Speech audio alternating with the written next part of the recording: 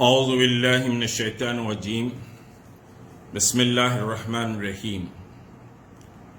بڑے افسوس کی بات ہے کہ ابھی جلسے رحمت اللہ عالمین صلی اللہ علیہ وسلم میں حیدرآباد کے ممبر آف پارلیمنٹ نے ایک تقریر کی۔ اس میں یہ کہا کہ اگر کوئی برقع پوش مسلم لڑکی غیر مسلم کے ساتھ اگر جا رہی ہے تو آپ کو کوئی اعتراض نہیں ہونا چاہیے، آپ خواہ کے اس کو روک کر نہ الجھیں، کیونکہ آپ کوئی سعودی عرب کی پولیس نہیں ہے بلکہ سعودی عرب میں بھی آزادی سمجھیے کہ حاصل ہے۔ یعنی اس کا مطلب یہ ہے کہ سنگھ پریوار کا جو ایجنڈا ہے کہ مسلم لڑکیوں کو پھنسایا جائے اور مسلم لڑکیوں کی زندگیوں کو تباہ کیا جائے، کچھ مہینے ان کے ساتھ رہ جائیں اور پھر یا تو پریگننٹ کر دیں یا پھر اس کے بعد کچھ مہینوں کے بعد ان کو چھوڑ دیا جائے۔ سینکڑوں کیسز ایسے ہیں۔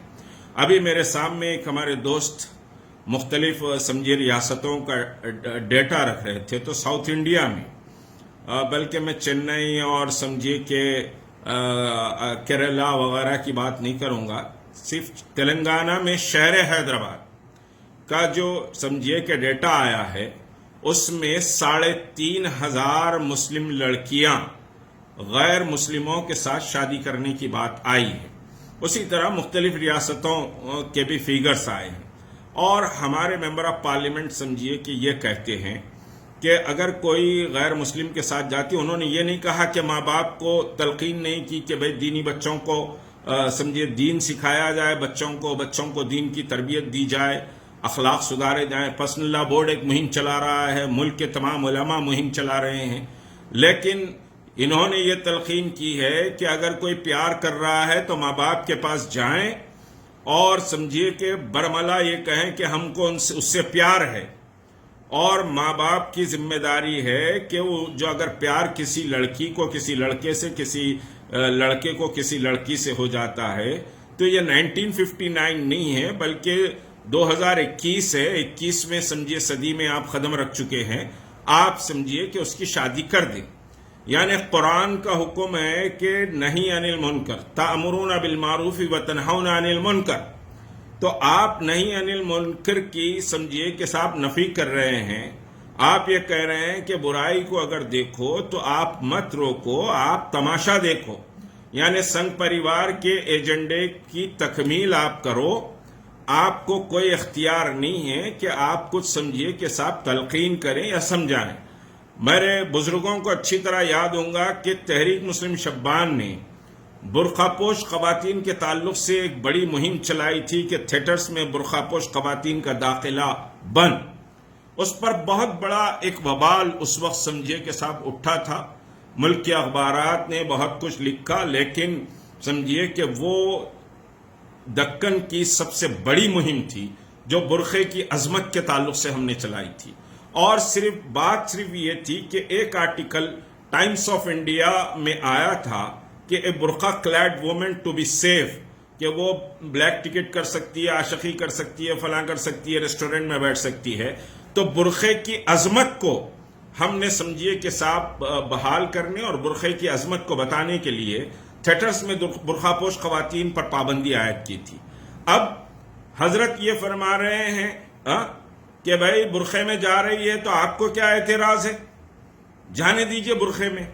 ارے میرے بھائی، لباس سمجھیے کہ شناخت ہوتی ہے، اور اللہ کے رسول صلی اللہ علیہ وسلم نے غیروں کے لباس اور ہمارے لباس میں تمیز کو برقرار رکھنے کی بار بار تاکید کی ہے۔ حتیٰ کہ چھوٹی سی مثال دوں گا، اس پر لمبی بات نہیں کروں گا۔ آپ شملہ اگر باندھتے ہیں تو یہودی بھی شملہ باندھتے تھے۔ اللہ کے رسول نے فرمایا صلی اللہ علیہ وسلم کہ آپ ٹوپی پہن کر شملہ باندھیں۔ روزے کے تعلق سے یہ کہا گیا کہ اگر یہودی روزہ رہتے ہیں، ایک روزہ اگر عاشورے کا رہتے ہیں تو تم 2 روزے رہو، تم میں اور ان میں فرق ہونا چاہیے۔ لیکن سمجھیے کہ صاحب اگر کوئی برقع پہن کر جا رہا ہے تو آپ کو کیا اعتراض ہے؟ ارے برقع ایک اسلامی لباس ہے، برقع ایک تہذیب ہے، برقع ایک تمدن ہے۔ برقعے سے عورت کی حرمت اور اس کا سمجھیے وقار جھلکتا ہے۔ کہ یہ تہذیب یافتہ، تمدن یافتہ اور با کردار عورت ہے، یہ سمجھیے کہ اپنے سمجھیے کہ جسم کو، اپنے آنچل کو جب سے آنچل ڈالی ہوئی ہے، اور یہ سمجھیے کہ با کردار عورت ہے، اور آج برقع پہن کر اگر بد کرداری ہو رہی ہے تو اس کو اجازت دے دیں؟ کیسے اجازت دے دیں؟ کیسے سمجھیے کہ بات کہی؟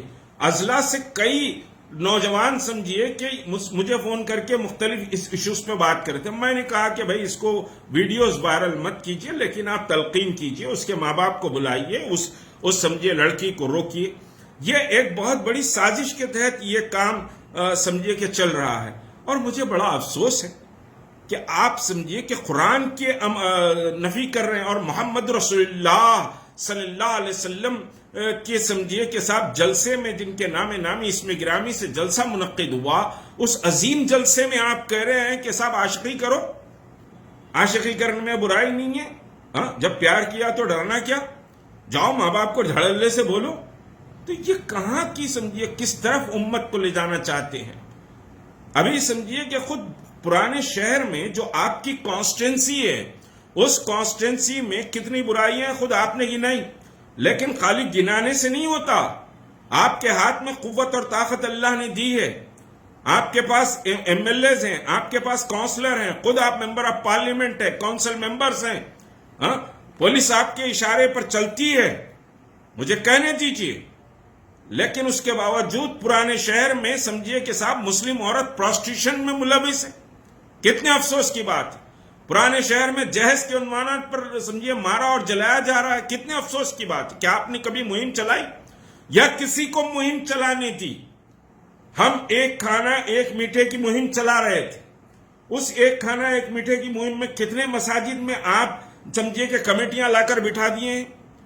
آپ کے جماعت کے لوگ کمیٹیوں میں کہا کہ بھائی صاحب نہیں فلم سے مہم اچھی ہے، بہت اچھی ہے بھائی، مگر سمجھیے کہ مشتاق ملک صاحب اور زاہد علی خان صاحب کا نام اس میں ہے، لہذا سمجھیے کہ صاحب یہ مہم یہاں پر نہیں چلنا چاہیے. عجیب تماشا. ارے بھائی اصلاح کا کام آپ اپنے علاقوں میں کرنے نہیں دیتے. آپ سود خوروں کو آزادی دیے ہوئے.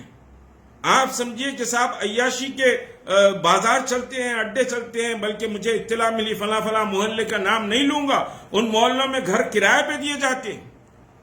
گانجا سب سے زیادہ سمجھیے کہ صاحب ہیوج مارکیٹنگ آپ کی کانسٹینسی میں ہو رہی. کتنے افسوس کی بات. کہاں کردار سمجھیے کہ چلے گیا. اب اس کے اوپر آپ کہہ رہے ہیں برقع پہن کر غیر مسلم کے ساتھ جائیے، عاشقی کریے. کون روکتا ہے آپ کو؟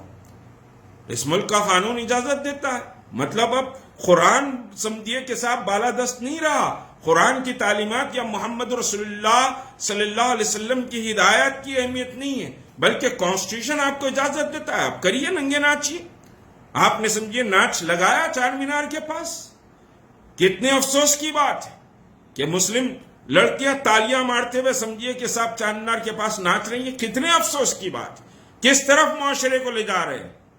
ناکامیوں کو چھپانے کے لیے لہو لعاب میں امت کو مبتلا کرنا چاہتے ہیں. کون سا تعلیمی تحریک چلی، کون سا سمجھیے کہ صفائی کی تحریک چلی. گلی گلی کچرے پڑے ہوئے، مساجد کے سامنے کچروں کے انبار پڑے ہوئے. کتنے مسائل ہیں جو آپ کے سامنے گناؤں. اس کے اوپر آپ یہ کہہ رہے ہیں برقعے کی عظمت کو آپ تار تار کر رہے ہیں.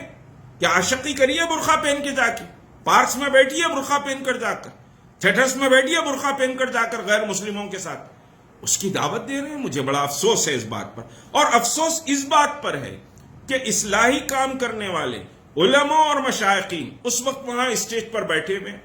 خود پرسنل لا بورڈ کی جو سمجھیے کہ صاحب اصلاح معاشرہ کمیٹی ہے، وہ کمیٹی بھی اس عنوان پر جبکہ مہم چلا رہی ہے، لیکن ان کے اس بیان پر خاموش ہے. بڑا افسوس ہے. نوجوانوں کو یہ نوٹ لینا پڑے گا کہ بھائی کس طرف معاشرے کو لے جانے کی کوشش کی جا رہی ہے. اصلاح معاشرے کے بہت سے کام پڑے ہوئے ہیں، بہت سے مسائل پڑے ہوئے ہیں، اور ان مسائل میں سمجھیے کہ آپ